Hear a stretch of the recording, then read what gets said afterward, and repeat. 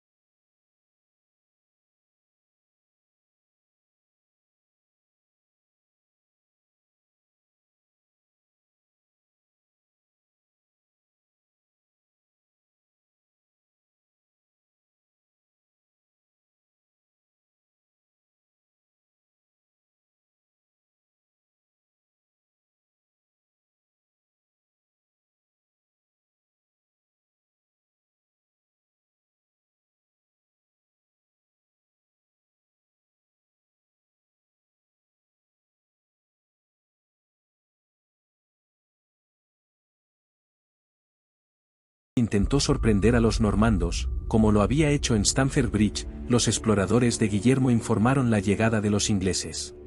Se dice que el ejército de Harold eran entre 7.000 y 8.000 soldados ingleses. Estos hombres habrían sido una mezcla de milicia compuesta principalmente por soldados de a pie y tropas personales de los nobles, que por lo general también luchaban a pie. La batalla de Hastings tuvo lugar el 14 de octubre de 1066. Guillermo y Harold tenían fuerzas casi iguales, pero con tácticas diferentes. Los ingleses formaron un muro de escudos efectivo al principio, causando bajas en el ejército de Guillermo. Sin embargo, algunas tropas de Guillermo entraron en pánico y huyeron, seguidas por las tropas inglesas, porque habían surgido rumores falsos sobre la muerte de Guillermo. No se sabe si las tropas huían por el motivo posterior, o era una táctica de retirada fingida para atraer a los ingleses, pero finalmente esto permitió que su caballería atacara repetidamente.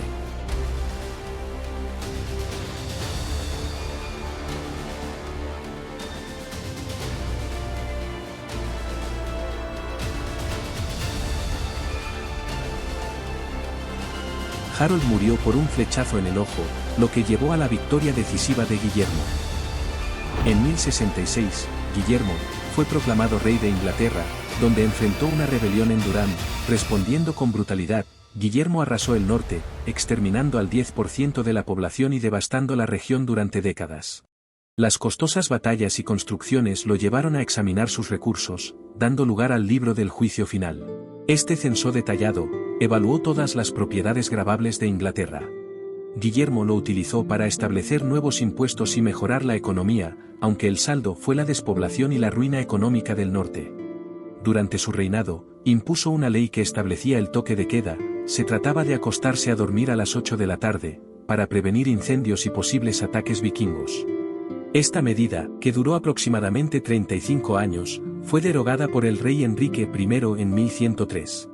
Completada la primera parte de la conquista, Guillermo abandonó Inglaterra a mediados del año 1067, aunque poco después, en el mes de diciembre, se vio obligado a regresar ya que algunos miembros de la nobleza sajona comenzaron a mostrar abiertamente su descontento ante la nueva situación. De este modo, entre los años 1067 y 1071, tuvieron lugar importantes sublevaciones que acabaron por arruinar definitivamente a los nobles sajones, ya que una vez más el rey demostró su gran capacidad militar. De este modo, tras acabar con sus enemigos, Guillermo hizo todo lo posible para asegurar sus fronteras, motivo por el que inició en 1072 una expedición por tierras escocesas. Después de consolidar su poder en Inglaterra, Guillermo se dirigió a Normandía, dejando los asuntos del reino en manos de obispos leales gracias a las reformas en el clero. Regresó en 1075 para sofocar una sublevación. En Normandía, enfrentó conflictos fronterizos, especialmente en Maine y Vexin. La conquista de Vexin por parte de Felipe I en 1077 desencadenó enfrentamientos con Guillermo, involucrando a nobles normandos y a su hijo, el futuro duque Roberto II. Los últimos años de Guillermo el Conquistador estuvieron marcados por conflictos fronterizos en Normandía. En 1085, se preparó para enfrentar al rey de Dinamarca, Canuto. Canuto murió antes de llevar a cabo sus planes. Durante su estancia en Inglaterra 1085 a 1086, Guillermo realizó el Domesday Book, para evaluar la riqueza y la propiedad del reino. A su regreso a Normandía en 1086, reclamó a Felipe I la devolución de ciudades normandas, desencadenando una guerra en 1087. Durante la toma de Nantes, Guillermo sufrió un grave accidente de caballo del que nunca se recuperó y murió, tras caer de su caballo, del que nunca se recuperó, ya que todo parece apuntar que tuvo graves lesiones internas. Guillermo el Conquistador, a través de su astucia y determinación, fueron forjadas en los campos de batalla y en los salones de la política. Su conquista de Inglaterra marcó el comienzo de una nueva era, transformando no solo la geografía, sino también el curso de la historia. Aunque su vida estuvo marcada por desafíos y adversidades, supo superarlos y llevarlo a la grandeza.